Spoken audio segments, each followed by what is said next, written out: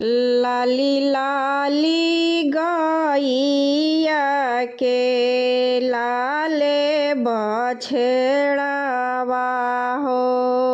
लाली लाली गैया के लाले बछड़ावा हो। सीता जी पेली दुआर जी। सीता जी पेली दुआर जी। अंगना लिपिया सीता गईली ओ सारावा हो। अंगना लिपिया सीता गईली ओ सारावा हो। पीछावा से भइले पुकार जी। पीछावा से भइले पुकार जी। घुंघुटा उठाई जब टिकवई सीता हो। घुंघुटा उठाई जब टिकवई सीता हो। नैहर के नौआ ठाकुर खाड़ जी। नैहर के नौआ ठाकुर खाड़ जी। आवहु भैया पलंग चढ़ी बैठ हो। आवहु भैया पलंग चढ़ी बैठ हो। पियहु ठंडा जुड़े पानी जी। पियहु ठंडा जुड़े पानी जी। मचियाही बैठल सासु कौशल्या रानी। मचियाही बैठी हैं सासु कौशल्या रानी। सुन बहु अरज हमार जी। सुन बहु अरज हमार जी। किया तोहरे अवहे बहु भाई से भतीजावा हो। किया तोहरे सागा बहनोई जी। किया तोहरे अवहे बहु भाई से भतीजावा हो। किया तोहरे सागा बहनोई जी।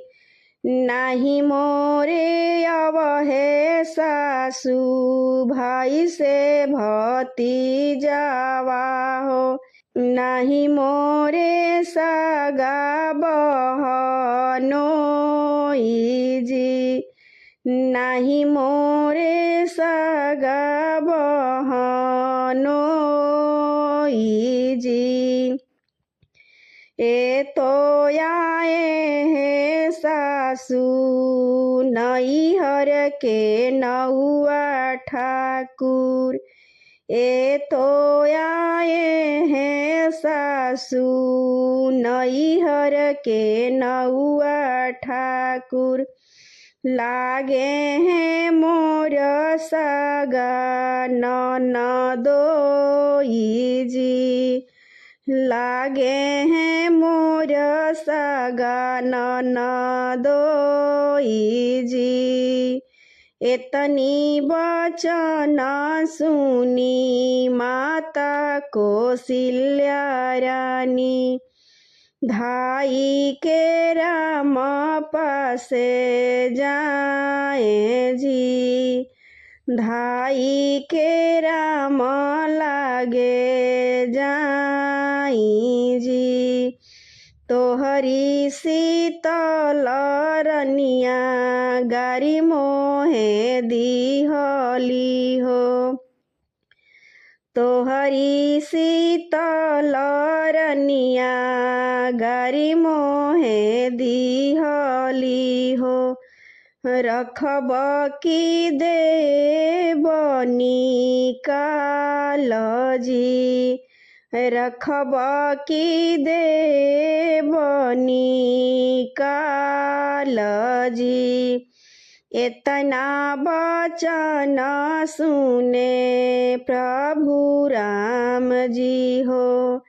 इतना वचन सुने प्रभु राम जी हो। माई से पूछे अरथिया जी। माई से पूछे अरथिया जी। हमारी शीतल रनिया कौन गारी दिहली हो। हमारी शीतल रनिया कौन गारी दिहली हो। कवने गुनमा दीही हमनी काल जी। कवने गुनमा दीही हमनी काल जी। तोहरी शीतल रनिया गारी जवन दिहली हो। लागेला तोहर बहनोई जी। लागेला तोहरो बहनोई जी। इतना वचन प्रभु राम जी सुनले हो। इतनी वचन प्रभु राम जी सुनले हो। मन ही मने मुस्काई जी। मन ही मने मुस्काई जी। छोटी मोटी बतिया माई दिल से न लगाव हो। छोटी मोटी बतिया माई दिल से न लगाव हो। नहीं राख दिलावा में बात जी। जव नाही सीता के परिछि घरे लवलू हो। उहे हई बहुवर तोहार जी। जव नाही सीता परिछि घरे लाई हो। उहे हई बहुवर तोहार जी। जवने ही सीता के हम सिंदूर लगाए हो। कैसे के दीही हमनी काल जी। जवने ही सीता के सिंदूरा हम लगाए जी। कैसे देही सीता के निकाल जी। लाली लाली गैया के लाली बछेड़ावा हो। लाली लाली गैया के लाले बछेड़ावा हो। सीता झिली पेली दुआर जी। सीता झिली पेली दुआर जी।